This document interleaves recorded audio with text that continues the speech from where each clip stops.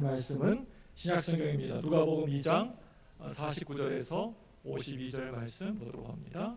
누가복음 2장 49절에서 52절입니다. 제가 가지고 있는 성경, 신약성경 90쪽쯤에 있습니다. 누가복음 2장 49절에서 52절 말씀입니다. 찾으셨으면 우리 한 절씩 교독하도록 하겠습니다. 제가 먼저 49절 먼저 읽습니다. 예수께서 이르시되 어찌하여 나를 찾으셨나이까? 내가 내 아버지 집에 있어야 될 줄을 알지 못하셨나이까 하니 그 부모가 그가 하신 말씀을 깨닫지 못하더라.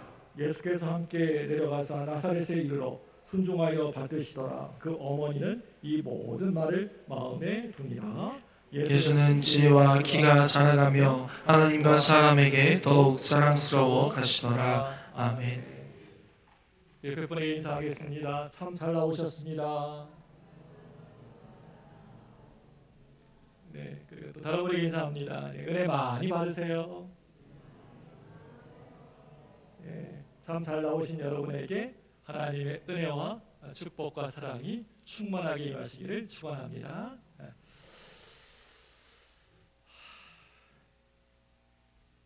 어렸을 때 우리 애들이 그 유치원에서 막 종이로 만든 이거 색종이 그거 너무 자랑스러워가지고 막 차고 다녔던 기억이 나네요.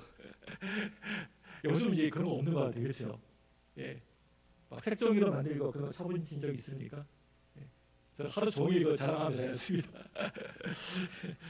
자, 오늘 말씀은요, 나는 누구, 여기는 어디입니다. 영화 제목 같죠, 그렇죠? 나는 누구, 여기는 어디. 누가복음 2장을 본문으로 해서 함께 은혜 나누기를 원합니다. 우리 제목을 한번 크게 따라서 해주시기 바랍니다. 예, 나는 누구, 여기는 어디. 다시 한번 크게, 나는 누구, 여기는 어디. 여기는 어디 그러지 마시고요. 이 세상에 살아가면서 우리에게 던져지는 삶 가운데 가장 중요한 질문 하나가 있다고 한다면 그건 나는 누구인가? 라는 질문입니다. 나는 누구인가? 목사님, 저는 김아무개입니다. 저는요 박아무개입니다. 이런 그 사람의 이름이 무엇이냐 그 묻는 게 아니고 나는 누구이고 또 무엇 때문에 사는 것이고 내가 일생을 살아가는 삶의 꿈과 목표가 무엇인가라고 하는 그 질문에 대한 분명한 답을 가지고 살아야 된다라고 하는 것입니다. 그냥 막 사는 게 아니라 그냥 물결치는 대로 바람 부는 대로 그냥 막 살아가는 게 아니라 이런 꿈과 목표가 있게 살아가야 된다는 겁니다. 분명한 이러한 자기의 정체성과 자의식을 가지고 살아가는 사람들이 여러 번도 아니고 단 한 번뿐인 우리의 일생을 성공적으로 살아갈 수가 있습니다. 이러한 정체성에 대한 의식이 없으면 삶에 의미도 없고 또 보람도 없이 그냥 스쳐가는 시간 속에 바쁘게 그렇게 살다가 인생을 마무리하게 되는 것입니다. 그래서 우리는 시간만 있으면 나 스스로에게 진지하게 한번 물어봐야 합니다. 나는 무엇 때문에 이 땅에 살고 있는가? 나는 지금 어디로 가고 있는가? 어딜 향해서 지금 달려가고 있는가? 나는 무엇을 할 것인가? 그리고 내가 있는 곳은 어떤 곳인가? 나의 평생 삶의 목표가 과연 무엇인지를 끊임없이 묻고 또 묻고 그리고 그 분명한 목표를 향하여서 믿음을 가지고 열심히 달려나아가는 우리 모두가 되어야 합니다. 그냥 막 사시면 안 됩니다. 오늘 말씀은 예수님이 12살 때에 예루살렘에 올라갔을 때의 얘기입니다. 성경을 보면 예수님이 공생의 사역은 만 30세가 되던 해에 시작하셨는데 그 전의 기록은 예수님의 그 탄생 기록과 그리고 오늘 말씀 12살 때 예루살렘에 올라간 기록 외에는 전혀 없습니다. 그런데 오늘 기록을 보니까 이미 12살 때 어린 나이 예수님은 나는 누구인가 분명한 본인의 정체성을 가지고 있으셨습니다.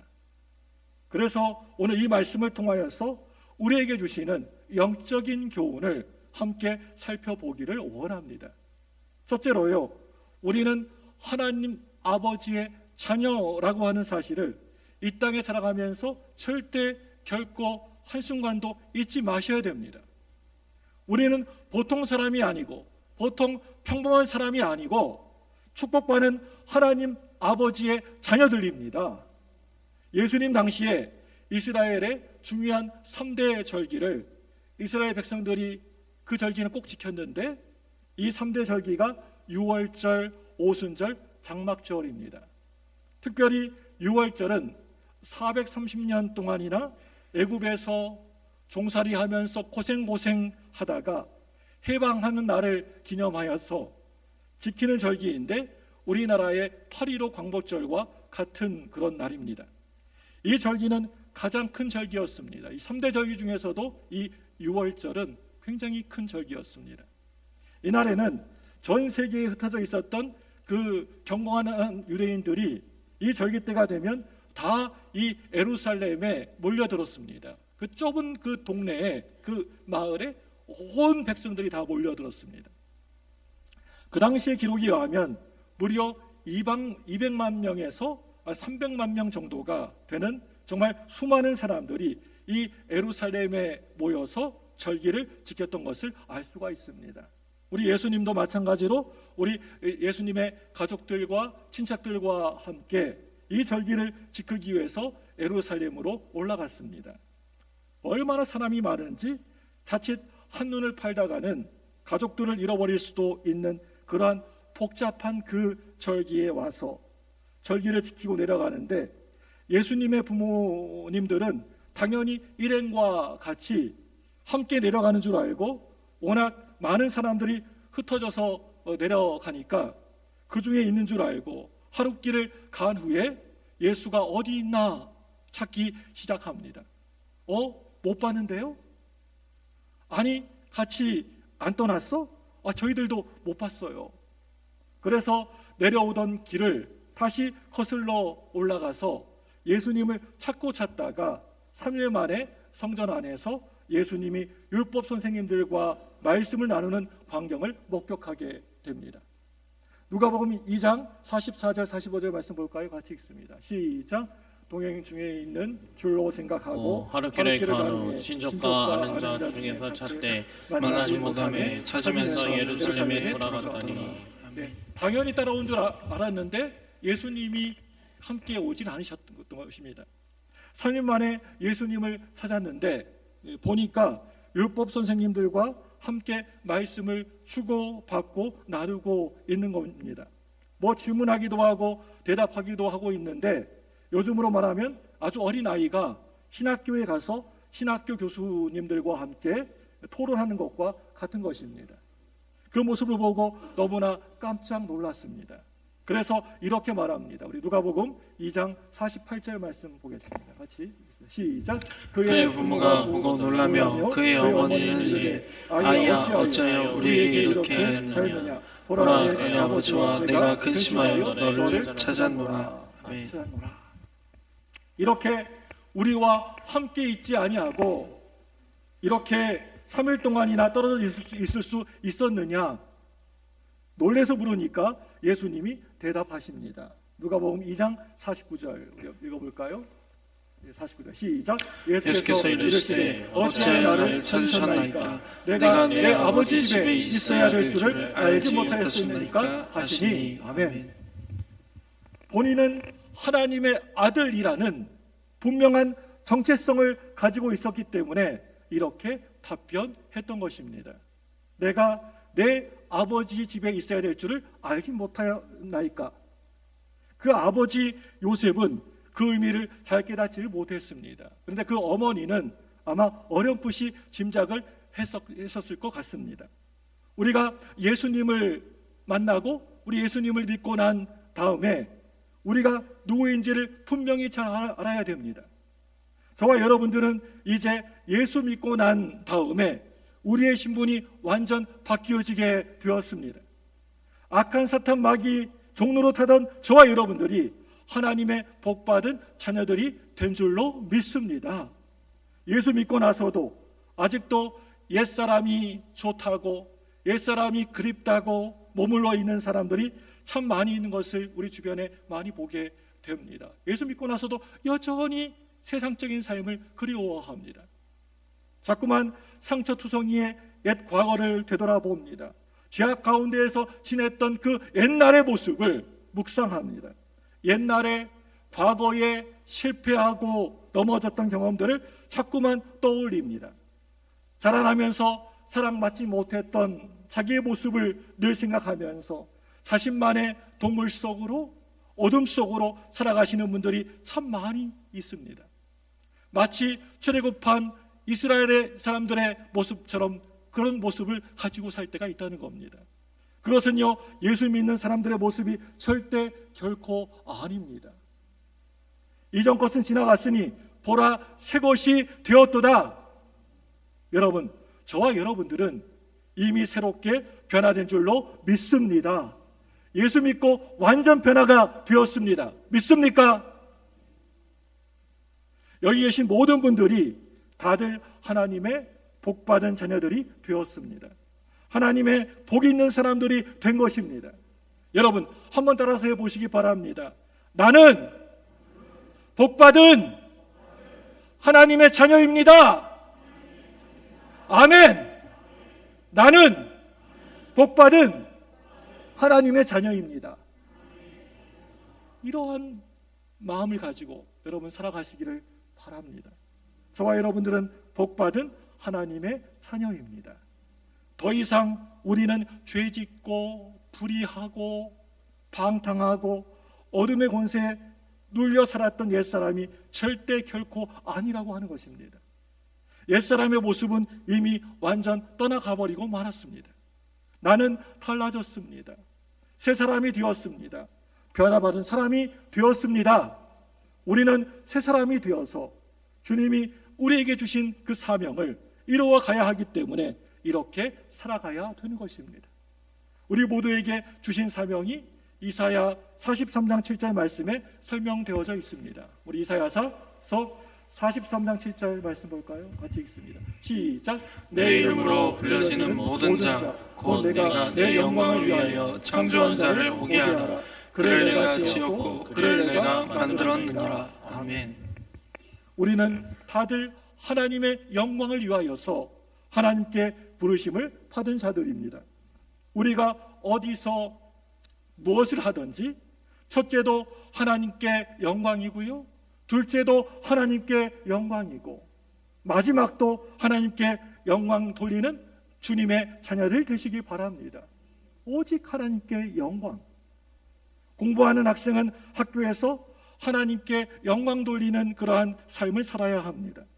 그리고 가정주부도요, 가정주부로서 가정에서, 또 직장인은 직장에서, 사업을 하시는 분은 그 사업장에서, 예술하는 사람은 예술인으로서 그 일하는 곳에서 하나님께 영광을 나타내는 삶을 사셔야 됩니다. 믿음 좋은 의사 선생님 간증을 들었는데요, 목사님, 제가 환자를 치료하다가 보면요, 이 사람은 도저히 내가 의사인 내가 봐도 도저히 살아날 수가 없겠다, 살 수가 없겠다라고 하는 사람이 있는데요, 그러나 기도하고 수술 끝난 다음에 그 결과를 보면 도저히 살 수 없었던 사람이 건강하게 회복되고 살아가는 모습을 보면 하나님이 제 손을 통하여서 역사하고 계시는 것을 알 수가 있습니다. 그 의사 선생님을 보면 늘 언제나 수술하기 전에 간절히 그 수술받는 그 환자를 위하여서 기도하고 그 환자를 진료하니까 본인이 진료하는 것이 아니라 하나님이 본인의 손을 통하여서 일하신다, 분명한 자기 정체성을 알고 있었기 때문에 하나님이 그를 통하여서 일하고 계십니다. 여러분, 그렇습니다. 하나님이 우리를 통하여서 주님의 일하기를 원하고 계십니다. 나를 통해서 주님의 영광 나타내기를 원하고 계십니다. 여러분들이 어디에서 또 무엇을 하든지 간에 그것이 하나님께 영광 돌리는 자리가 되기를 바랍니다. 주님, 우리를 통하여, 나를 통하여서 주님의 영광 나타나기를 원합니다. 우리를 사용하여 주옵소서. 하나님, 나를 들어 사용하여 주옵소서. 저와 여러분들은 복받은 하나님의 자녀입니다. 제가 가깝게 지내시는 분이 계십니다. 이분을 만나면 늘 얼굴이 늘 밝고 웃고 뭐 그렇게 환하고 어두운 그림자라고는 전혀 없으신 분이었는데 어느 날 저를 이렇게 오라고 조용히 부르시는 겁니다. 성진아 일로 와보라고 이렇게 부르시는 겁니다. 그러면서 이런 얘기를 저에게 하시는 겁니다. 성진아, 내가 아버지가 4명이야. 그러시는 겁니다. 무슨 소리야? 4명이라며 아버지가. 그러면서 아무에게도 하지 않는 얘기를 저에게 하시는 겁니다. 내 첫 번째 아버지는 내가 어릴 적에 돌아가셨어. 그래서 난 아버지의 사랑도 받지 못하고 어릴 적에 자랐는데 어머니가 다시 결혼하시고 재혼하셔가지고 아버지를 얻으셨으니까 그 아버지가 이제 두 번째 아버지인데 그 두 번째 아버지가 동생을 낳고 나더니만 나는 영 쳐다보지도 않고 돌보지도 않고 그 동생만 사랑하셨어. 더 이상 그 집에 있을 수 없어가지고 내가 큰 아버지 집에 갔어. 큰 아버지가 내 세 번째 아버지인데 큰 아버지는 이미 자기 자녀들이 많으니까 내가 오는 걸 많이 불편해 하셔서 가족들이 밥을 먹을 때면 나를 부르지 않는 거야. 그래서 밖에 나가서 한참 놀다가 식사 다 끝날 쯤에 몰래 들어와서 부엌에서 먹다 남은 밥을 그렇게 먹고 그렇게 자랐어. 이와 같이 이분은 아버지에 대한 사랑을 한 번도 느껴보지 못하고 자란 것입니다. 그래서 청소년기가 너무나 우울하고 어두웠던 것입니다. 아까 말씀드렸던 것처럼 첫 번째 아버지는 일찍 돌아가셨어요. 두 번째 아버지는 자기 이 밑에 동생만 사랑하고 자기는 자식 취급을 하지 않으셨죠. 그리고 세 번째 아버지는요, 자기 자식들을 돌보느라고 조카인 자기를 제대로 보살피지 않았죠. 그래서 자기가 사람들 앞에서 일부러 더 크게 웃고 다니고 밝게 지냈다고 합니다. 아마도 자기의 그 암울하고 그 어두운 모습을 안 보여주려고 그랬던 것 같습니다. 그런데 있잖아, 성진아, 내 말 좀 들어봐. 성진아, 내가 예수 믿고 나서 진짜 아버지를 만났어. 바로 하나님 아버지가 내 네 번째 아버지지만 진짜 아버지야.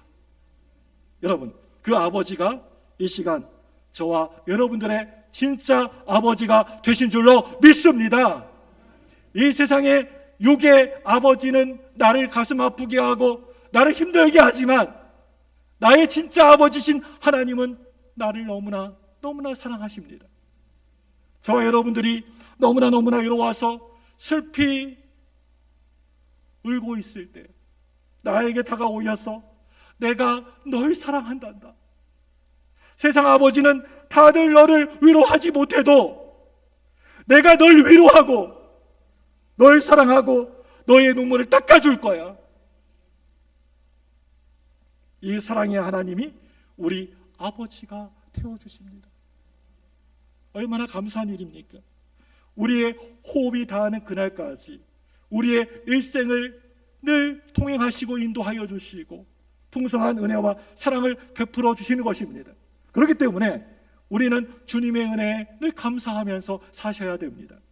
주님, 나 같은 죄인이 구원받아 하나님의 자녀 되어서 하나님을 아빠, 아버지라 부를 수 있는 은혜 주시니 감사합니다. 참 감사합니다. 이제는 가슴을 좀 활짝 펴시고 당당하게 살아가시기를 바랍니다.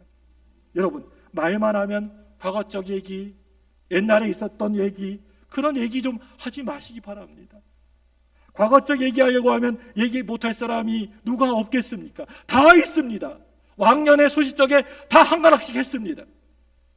그런데요, 여러분들의 망가졌던 과거라고 할지라도 상처 입었던 과거라 할지라도 예수 믿고 난 다음에 그것은 여러분들과는 전혀 아무런 상관이 없는 역사 속에 흘러 떠내려 버리는 과거가 비워버리고 말았기 때문에 여러분에게 있는 현재의 모습은 내가 복받은 하나님의 자녀이다, 나는 복 있는 사람이 되었다, 이렇게 당당하게 고백하시는 여러분 되시기를 바랍니다.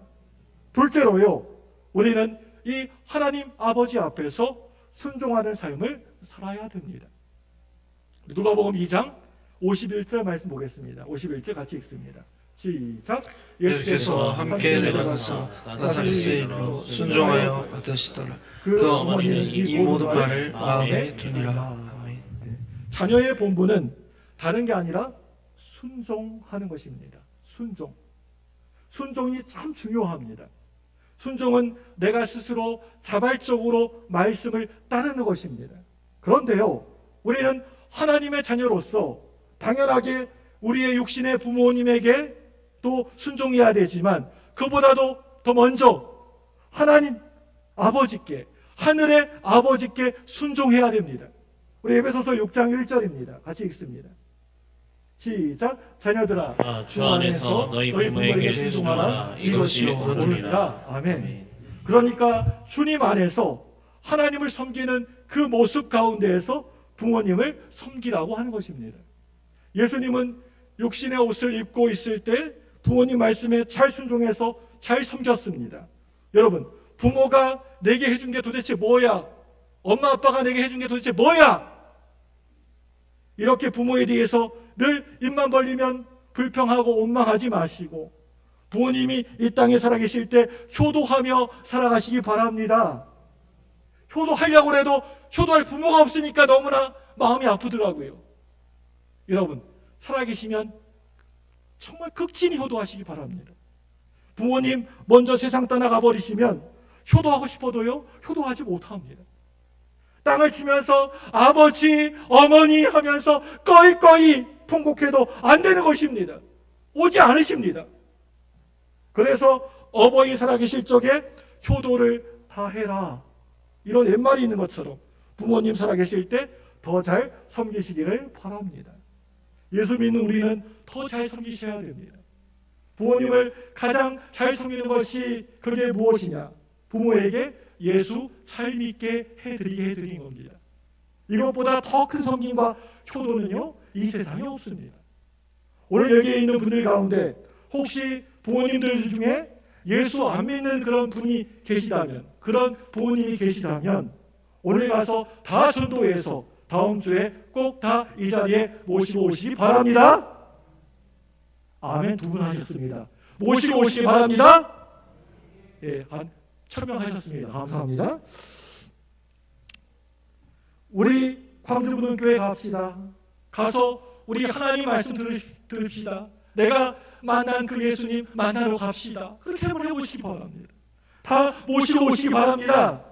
왜 그렇습니까? 그게 가장 큰 효도이기 때문에 그렇습니다. 우리 다 같이 천국에 가야 되지 않겠습니까? 나만 달랑 천국 올라가면 얼마나 그 가슴 아픈 일입니까? 우리 부모님은 천국에 못 가고 얼마나 가슴 아프고 안타까운 일입니까?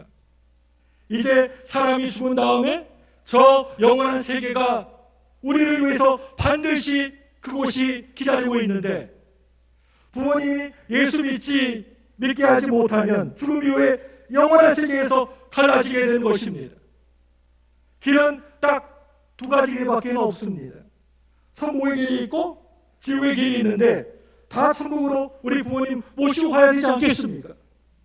그래서 여러분, 아직 부모님이 살아계신 분들은 한 분도 빠짐없이 다 전도해서 다 같이 신앙생활하다가 모든 날에 저 천국에서 다 얼굴을 맞대고 만날 수 있게 되기를 바랍니다. 그렇다면 부모를 순종하는 자들에게 복이 임하게 됩니다. 우리 에베소서 6장 2절과 3절 말씀 보겠습니다. 같이 읽습니다. 시작. 내 아버지와 어머니를 공경하라. 이것은 약속이 있는 첫 계명이니 이로써 내가 잘되고 땅에서 장수하리라. 네, 이 말씀 보면 잘되고 장수하리라 말씀하고 있습니다. 부모님을 잘 섬기면 자녀들이 잘되고 장수한다고 했습니다. 요즘 부모 자식 간에 서로 같이 있어도 대화 거의 없습니다. 그냥 같이 있어도 그냥 서로 멀리 이렇게 있는 것 같습니다. 집에 있으면 쥐 죽은 듯이 조용합니다. 그냥 얘는 들어오자마자 그냥 들어가서 문 잠가버리고 뭐 하는지 모르겠습니다. 그리고 대화가 없고 밥 한 번 먹기도 힘듭니다. 서로 말은 안 하지만 갈등이 심합니다. 우리 아들이 있었네요. 네. 자, 조심하겠습니다. 그래서 우리 부모님들이 자꾸만 자녀들과 대화하는 시간을 많이 가지시기를 바랍니다.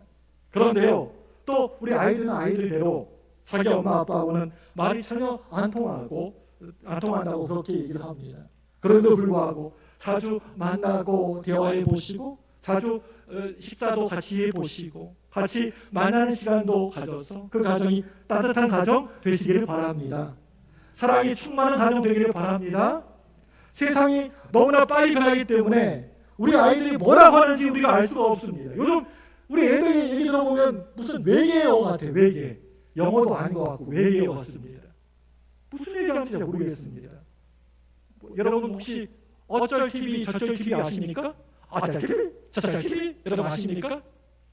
이걸 풀어서 이렇게 해석을 하면 어쩔 TV, 어쩌라고 TV 나와, 저쩔 TV, 저쩌라고 TV 나와 이런 뜻이랍니다.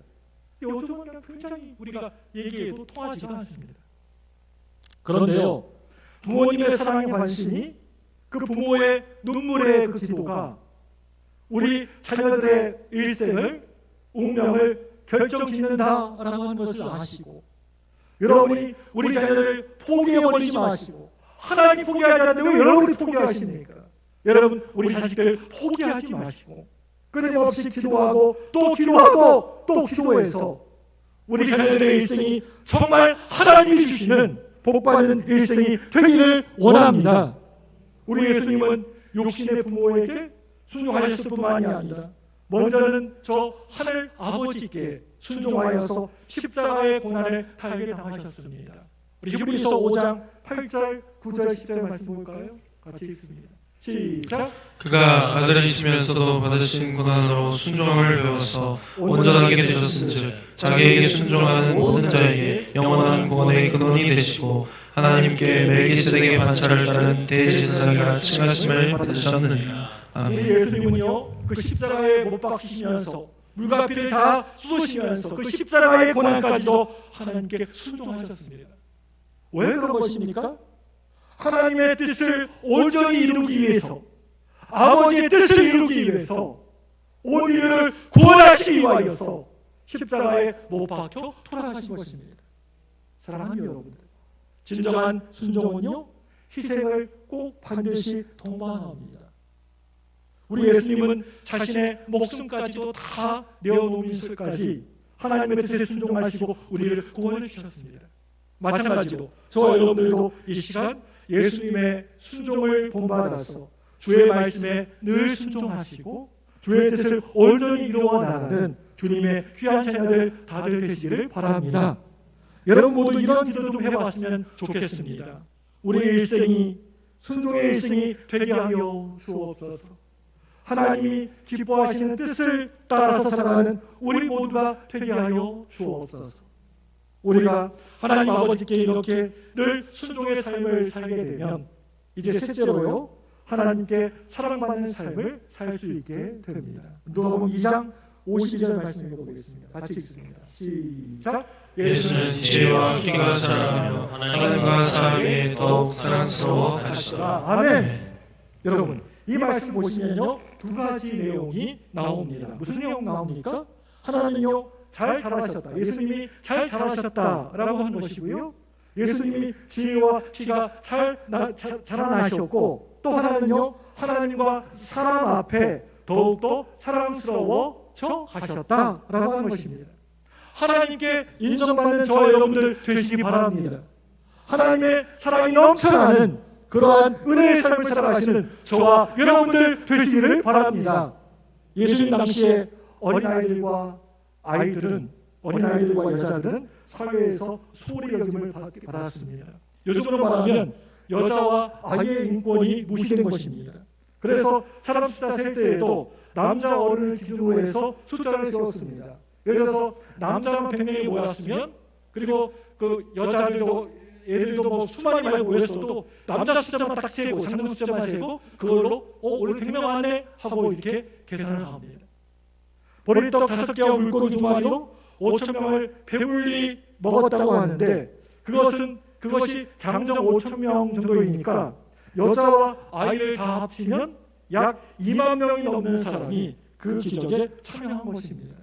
또 출애굽한 사람들이 60만이라고 이렇게 기록되어져 있는데 장정만 60만 명이니까 여자와 아이들까지 다 합하면 약 200만 명이 넘는 사람이 애굽에서 출애굽했던 것을 우리가 짐작할 수가 있습니다. 그런데 오늘 예수님께 아이들을 안수받게 하려고 데리고 왔습니다. 요즘 우리 부모님들이 아이들 기도 받게 하려고 목사님께 데려오지 않습니다. 그런데요, 지자들이 그 모습 보고 꾸짖었습니다. 왜 예수님 이렇게 많이 바쁘신데 왜 이렇게 애들 데리고 와서 이렇게 번거롭게 하느냐라고 하면서 막 뭐라고 했습니다. 마태복음 19장 13절입니다. 우리 같이 읽습니다. 시작. 그때 사람들이 예수께서 안수하고 기도해 주심을 바라고 어린아이들을 데리고 제자들이 꾸짖거늘. 그때 예수님이 말씀하십니다. 우리 마태복음 19장 14절 볼까요? 14절 말씀. 시작. 예수께서 이르시되 어린아이들을 용납하고 내게 오는 것을 금하지 말라. 천국이 이런 사람의 것이니라 하시고. 아멘. 오히려 예수님은요, 이 아이들을 칭찬하셨습니다. 천국은 어린아이와 같은 자의 것이다. 여러분, 너무나 중요한 말씀이 있습니다. 하나님께 인정받은 사람은 어린아이와 같이 겸손하고 온유하고 순수한 그러한 모습을 가진 사람이라는 것입니다. 여러분, 신앙생활하면서 날마다 달라져야 되는데 주님 앞에서 여러분 겸손해지시기를 바랍니다. 내가 뭐 그깟 뭐 좀 한다고 왜 그렇게 뻣뻣하고 교만하게 살아가십니까? 하나님 앞에서 겸손해져야 됩니다. 온유해지시기를 바랍니다. 그리고 순수한 모습으로 주님을 섬길 수 있게 되기를 바랍니다. 그러면 그 마음 가운데 천국이 임하게 되는 것입니다. 그런데 거꾸로 합니다. 신앙생활을 뭐 10년, 20년, 30년 하다가 보면 교만해집니다. 목이 그냥 뻣뻣해지고 눈에 뵈는 게 없습니다. 어떤 교회 직분을 받고 나서 내가 뭐 장로니, 권사니, 집사니 하면서 어깨에 힘을 주고 교만해가지고 또 성격이 거칠어지고 또 자기밖에 모르고 그래서 문제를 일으키는 분들이 종종 있습니다. 우리 교회는 그런 분이 한 분도 안 계시지만 저쪽에 가면 저쪽 다른 동네에 가면 몇 사람 있다는 얘기를 제가 소문으로 알고 있습니다. 성경에 보니까 지혜와 키가 자라났다고 하는데 문제는 어디 있느냐? 영적으로 성장하지 않은 것이 그게 문제입니다. 성장해야 됩니다. 우리가 육신적으로만 자라는 것이 아니라 영적으로도 계속해서 자라나야 되는 것입니다. 어제보다 오늘이 낫고 또 오늘보다 내일이 더 나아져야 됩니다. 예수 믿은 지 이제 10년쯤 지나갔으면 남들이 볼 때 예수님 모습을 많이 닮아 있어야 되는 건 아닙니까? 한 10년 신앙생활하고 교회 다니셨으면 그 모습에서 예수님 모습이 나타나야 되는 거 아닙니까? 야, 저 사람 예수 믿더니 정말 많이 달라졌어? 이런 이야기 들어야 하는 건 아닙니까? 저 사람 예수 믿는 거 맞아? 아, 저 사람 예수 믿는 거, 저거 보면 나 예수 믿기 싫어. 이런 얘기 들으시면 안 됩니다. 제가 서울에서 사역했을 때 어느 권사님 계시는데요. 이 권사님은 남편분이 속을 많이도 썩이시는 분이셨습니다. 그런데요, 얼마 전에 그 권사님과 통화를 하게 되었는데 그 권사님이 이런 말씀하시는 겁니다. 목사님, 저희 남편 집사가 정말 많이 달라졌어요. 변화되었어요. 제가요, 그 집을 너무나 잘 알고 있습니다. 그 가정을. 이 남편 되신 집사님이 술만 먹고 들어오면 이 권사님을 막 그냥 뭐 이렇게 두드려 패는 것입니다. 패는 거예요. 막 때리고 막 그런 겁니다. 그런 남편이었습니다. 건축일을 하셨는데 며칠씩 나갔다 들어오면 술에 만취가 되어서 들어와가지고 부인하고 애들을 막 보이는 대로 막 두들겨 패는 겁니다. 그래서 이거 안 되겠다. 도저히 살 수 없겠다. 그래서 또 집을 딴 데로 이사 가면 또 어떻게 이사 간 데를 알아가지고 그 집을 찾아와서 두들겨 패고 난리를 치는 겁니다. 제가 그 집에 신방 참 많이 간 것 같습니다. 가서 남편 떼어 말리기도 하고요. 그 엄마와 애들 위로해 주기도 하고 기도해 주기도 하느라고 많이 갔었는데 그 못된 남편이 이제 완전 변해가지고 목사님 술 딱 끊었어요. 이제는 제가 말하지 못해도 끔찍하지도 못해요. 쓰레기 버리러 가면 예 하고 쓰레기 버리고 와요. 분리수거하면 예 알겠습니다 하고 분리수거하고 와요. 또 설거지하면 네 열심히 하겠습니다 하고 설거지해요. 청소하면 청소하고요. 시끄러워! 조용히 해! 라고 하면 입 딱 다물고 아무 소리 안 해요. 옛날에 그 사람이 아니에요. 여러분 달라져야 됩니다. 저와 여러분의 모습이 다 거룩해지시길 바랍니다. 못된 성격이 아름다운 성격으로 바뀌어지시기를 바랍니다. 성령님도 우리 성격 못 고친다고요? 성령님 역사하시면 내 성격, 못된 성격 바뀌게 될 줄로 믿습니다. 급한 성격이 느려지고 또 느린 성격이 빨라지고 그건 아닙니다. 성격이 성품 자체가 바뀌어야 된다라고 하는 것입니다. 성격이 성품이 바뀌어져야 됩니다. 하루에 10번 막 화내고 혈기 부리던 사람이 한 번, 두 번 부리게 되고 이젠 아예 안 부리게 되고 입만 열면 욕하고 다른 사람 막 비방하고 거친 말 하는 사람이 그 말이 언어가 아름다워지고 늘 교만해서 남을 깔보고 무시하던 사람이 겸손해지고 이런 변화가 있기를 바랍니다. 여러분 모두가 작은 일수로 변화되기를 주님의 이름으로 축원합니다. 누가복음 2장 52절 축복의 말씀이 이 시간 저와 여러분들에게 다시 임하시게 되기를 바랍니다. 다시 한번 우리 같이 읽었는데 누가복음 2장 52절 말씀 다시 한번 읽어보겠습니다. 52절 시작. 예수는 지혜와 키가 자라가며 하나님과 사람에게 더욱 사랑스러워 가시다. 아멘. 주님, 우리가 날마다 주님께 더욱더 사랑받는 주님의 복된 자들이 되게 하여 주옵소서.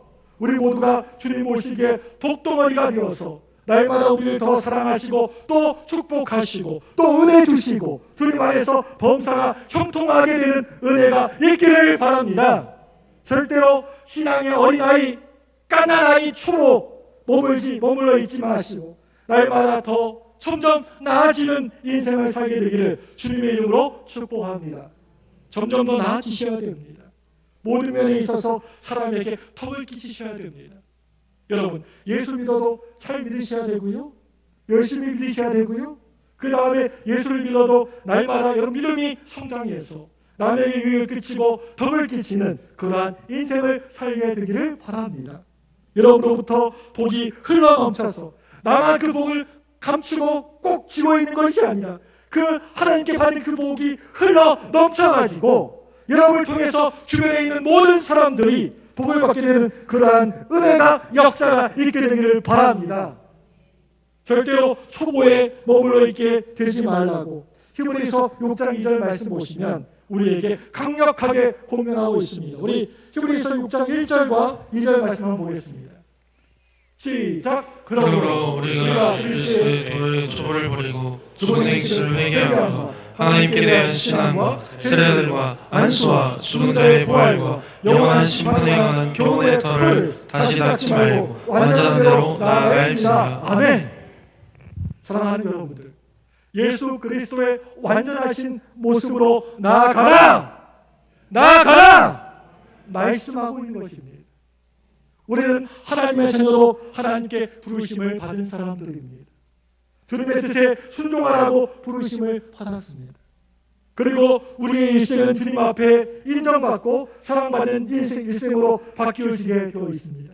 그와 같은 일생을 살아서 하나님께 크게 영광 돌리고 이 세상을 살아가면서 수많은 사람들에게 주님의 영광을 나타내면서 주님 주신 그 복을 나누어 주는 주님의 복받는 자녀들 되시기를 주님의 이름으로 간절히 축원합니다. 축원합니다. 이 시간 두 손을